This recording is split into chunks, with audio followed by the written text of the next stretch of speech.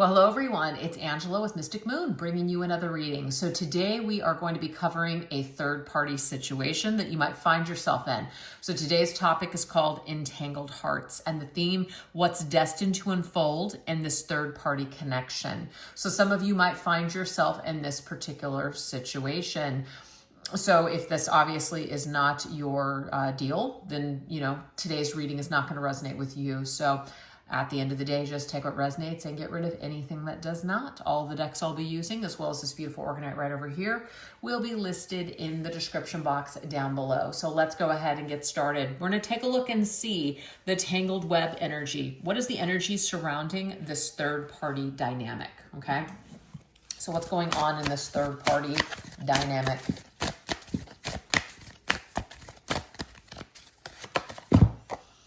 Okay, so we have Casanova Lover. So this Casanova Lover is talking about giving somebody something that they're not getting, obviously, in their other situations. So someone feels like their needs aren't being met, etc. So they're getting their needs met either with you, or you might be getting your needs met by this person, and you're not getting your needs met in your own situation. All right, let's see what else. Okay, so we have this texting energy here. Okay, interesting. So this is the thing. The Casanova is kind of like a lover in the night, right? Not going to necessarily commit.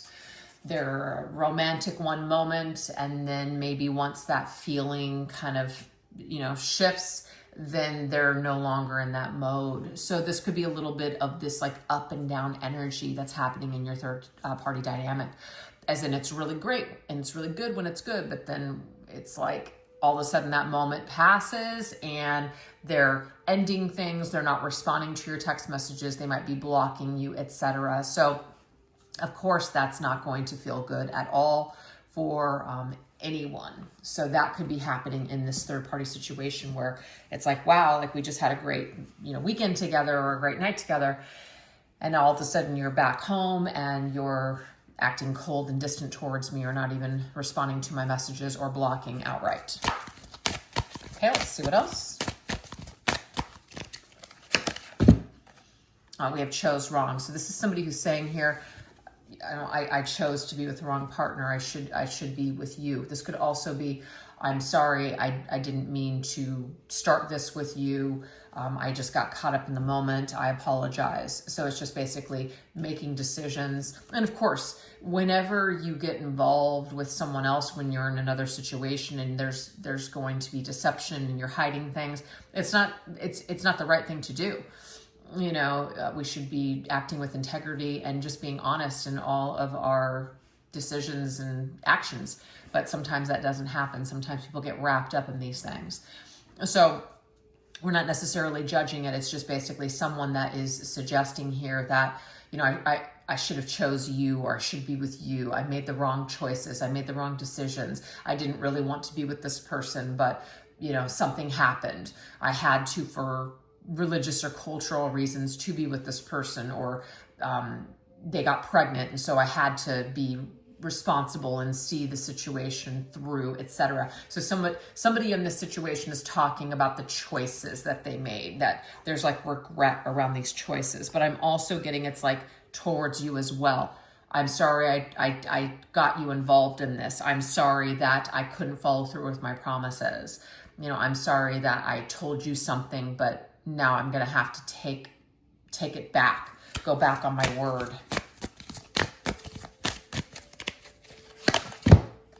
Okay, so we have public figures. So there might be a situation here where in public, you're not able to obviously be with this person. So it's like hidden behind closed doors. You might work with this person. So it's like in public, you have to act a certain way, but behind closed doors, it's like, there's that situation going on. So the third party situation that's being hidden makes a lot of sense. But some of you in public have to act a certain way around this person. But in private, they're a completely different way towards you.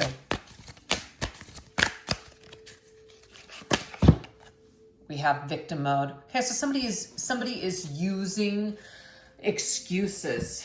They are playing it up, perhaps. Like, you know, it's like chose wrong, like almost blaming things on their partner. That's just what I'm getting here. Someone is blaming their partner for their problems in life. Like, it's not my fault, right? It's not my fault I'm unhappy. It's their fault that I'm unhappy. Someone's not taking responsibility for choices. So you're dealing with somebody who might be unaware of themselves, blame shifting, just somebody who's kind of toxic, unfortunately. Also, to the person that they're involved with, yes, could be using, they could be like using certain things in the situation. Could be children, could just be sickness, illness, things like that. Or I'm going to fall apart, or certain things are going to happen if you leave me. So there could be someone's partner that's really plugging into the guilt of the other person, and it makes it very difficult for them to leave. I'm picking that up as well.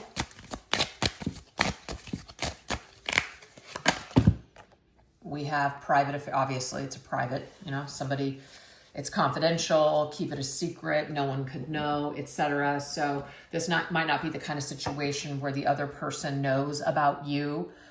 If this third party's on your end, or maybe there's two third-party situations going on at the same exact time. Nobody knows. It's being kept under wraps.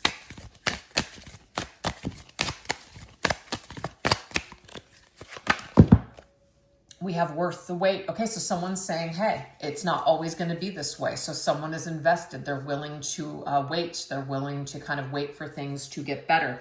Somebody keeps giving the information that, you know, after this happens, then we can be together, or I just have to get over this specific thing and then we can be together. So there is this conversation perhaps taking place between you and your person. And we have cake. Interesting. So this, of course, is like, you know, we're like building something, but when we get there, there is this fall, like we're not falling from grace. It's like a disappointment energy. It's like our dreams, our hopes are dashed. So I feel like someone is saying something to you, but then when you get there, or that as you're taking these steps, then there's something that happens and it's like unexpected, or I can't do this now because of this, because of that. There's a lot of excuses is what I'm picking up on here. A lot of excuses that are being made, and really what it is somebody's either trying to buy time. Someone can't deal with making a choice right now, buying time. And so there is unfortunately kind of deception, not only towards their partner, but also you at the same time. So if you think that someone isn't handling you the way that they're handling their partner, you got to kind of see how people operate. If they're willing to lie to someone else, guess what? They would also be willing to lie to you. The way that people act it's telling. So we can't think that we're the exceptions. People are going to do what they need to do in certain situations. So if they lie and they don't have a lot of integrity, you can't expect that they're going to deal with you in a different way. So I'm just kind of getting like maybe somebody is playing both partners, making a lot of excuses, telling each partner something different so that way they can buy time. Yeah. So there is that. Now we're going to go into, so that's the current energy surrounding this third party dynamic. So if that sounds like your situation, then we're plugged in. Now we're going to look at the dilemma, which is what inner conflict or emotional tug of war is your person facing right now? So like what's going on with them deep down inside? Like what's their inner conflict look like in this situation? We have anxious. Okay. So I feel like they are afraid. They're afraid of losing something. Maybe they're afraid of things changing. So on one end, they're telling you, yes, I want this. But they may go back on that because they are afraid of losing what they have. Like, I'm not happy. I don't want to be with this person anymore. But yet when it comes down to fixing this, making a decision to move forward in another direction or a new direction with you, they're not doing it. And that's because they are afraid. They could be codependent. They may not even know that they're codependent, but maybe they are. With the Queen of Swords, there's this fear here. It could be that they have a fear of telling you this truth because they're afraid you're going to be disappointed in them, like the Queen of Swords would be. Because you're very strong, perhaps, and you're just like, look, this is very easy. Because the Queen of Swords is connected to justice, and justice is Libra's energy. So it's like, it's very black and white. Like, you just do this, and then, you just make a decision, and then you do it. But they're afraid to kind of let you know that they have these fears. So they don't want to appear weak to you, so they're maybe making up excuses and maybe lying here and there to save themselves from having to make this decision. This could also be the person that they're with, your person. The person that they're with, they're afraid of this person. They're afraid that this person is going to seek revenge, going to make their life a living hell. That their person is going to do something that is going to make their lives very difficult. So they are afraid to leave this person. Okay? So this is where they are conflicted. This is where they have this emotional tug of war. This is their dilemma. We have oblivious, okay? So your person is also doing something like disassociating. And sometimes people do this when they are, they're traumatized. This is a learned behavior. You disassociate from things because you can't deal with it. It's overwhelming. I feel like your person is doing this as well. So it's like, instead of doing certain things, instead of handling themselves, they're kind of just like, oh, they're just disassociating. It's their way of coping. We have the Ten of Wands. Exactly. 10 of Wands is overwhelmed. When I feel overwhelmed, I disassociate. I detach. I put my head in the sand. I don't want to deal with it. So it's like in times where you really do need to be sharp and pay attention and make certain decisions, this person's just like, no. It's like, I'm just going to lose it otherwise. I fear like I'm going to lose it. Like, it's too much for me. So I'm just going to pretend that I'm okay, or I'm going to detach, or I'm going to disassociate from what the situation is. So you might be very frustrated with this person because you might have made certain plans with them or had certain conversations with them that they were supposed to do certain things, but they didn't do it. Or they're lying to you about doing it because they can't deal with it. So they're just doing nothing. And you're getting very frustrated, perhaps. So this is also some sort of conflict, and how it's conflict avoidance is what I'm picking up on here. Vulnerability, emotional. It's like being emotionally vulnerable, right? Opening yourself up to situations that you can't predict. That's scary. So this person has fear when it comes to being vulnerable. Being in a position where they're exposed, being in a position where maybe things are going to change and they won't be the same anymore. Yeah, Seven of Swords. Seven of Swords is wanting to hide, wanting to run away, not deal with something, right? Wanting to do things and hide them. Look, on the bottom of the deck, High Priestess, secrets. Like, I'd rather just keep this a secret. I'd rather just not be honest. I would rather just do this my way. I'd rather no one finds out. I would rather just kind of, do something where I'm not going to be exposed. Your person, they're having this emotional tug of war with themselves because as much as they want to maybe end the situation that they're in, there's a part of them that doesn't want to be the bad guy or doesn't want to look bad. So they could be lying to both you and their partner, if that's your third party dynamic, to buy themselves time or to basically not lose either one of you. So I'm getting a bunch of empty promises, perhaps, for the both of you. This person could be playing the both of you. And are they playing the both of you because they're like evil and like they're getting off on it? I'm not getting that. I'm getting more that this person does not know how to deal with the conflict, does not want to be hated, does not want to be the bad person. And so this is kind of how they're dealing with the situation. They're lying. They're choosing to kind of put on a mask, like mask it, pretend that they're okay, but they're really not okay. It's, and of course that's Ghostface, right? Scream, the movie is Scream. I feel like your person's emotions are like, I just feel like I want to scream. And instead of screaming and losing it like this, and with this feeling of being overwhelmed, they're choosing to mask their pain and kind of cope with it in a way by hiding it, right? Hiding it, ghosting maybe even you, the whole ghost face, ghosting you. Your person may have decided that ghosting you and cutting you off is better than having to face something and deal with something. So if that's something that you're going through where you're not even speaking to this person right now, they may have cut you off because they can't handle this. They can't handle what they started. They can't handle what, like, they opened up Pandora's box and they can't handle now the consequences of opening up this door. And so they're running away from the whole entire situation, because Seven of Swords is about sneaking away, not wanting to deal with anything, wanting to just run away in the middle of the night when no one suspects that you're leaving. That's what that is, sneaky energy.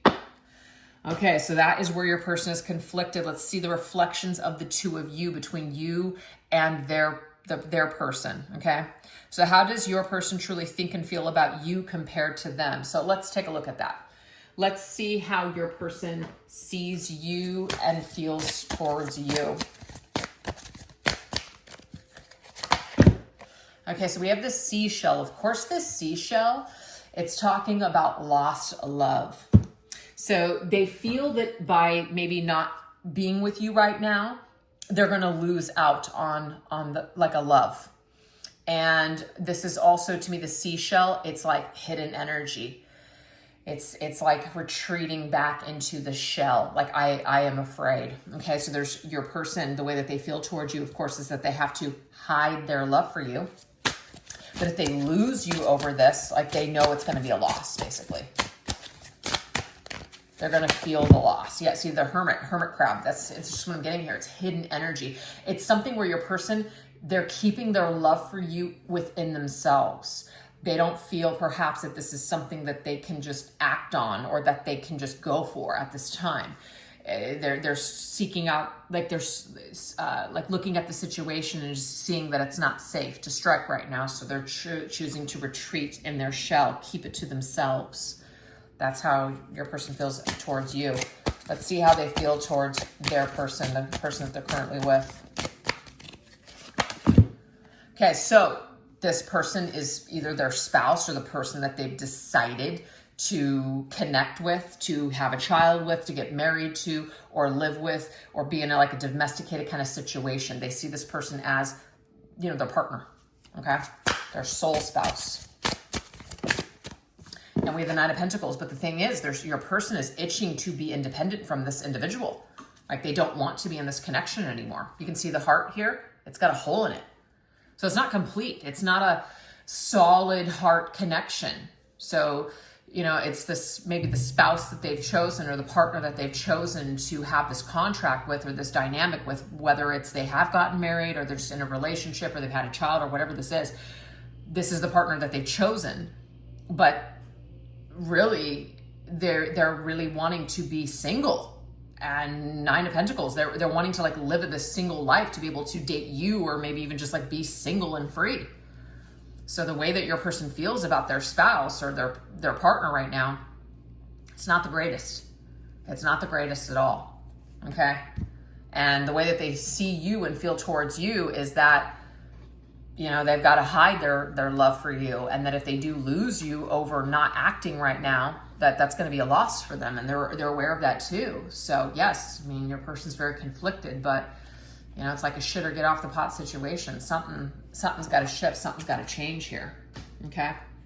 So that's what we have so far in this situation. I'm hoping that these messages are resonating with somebody out there. Now we're going to shift over onto an extended version. If you guys would like to invest more in this dynamic, especially if you're resonating with these messages, I'll put the link to the extended reading in the description box down below. I'll also pin it to the top comment section, but this is what we're going to go into over there. What soul lessons or growth are meant to unfold for you both through this situation? Also, what purpose does your person's connection with their partner serve on their spiritual path? What emotions or memories of you keep them awake at night? And finally, what action or shift might your person make towards you and this connection in the near future?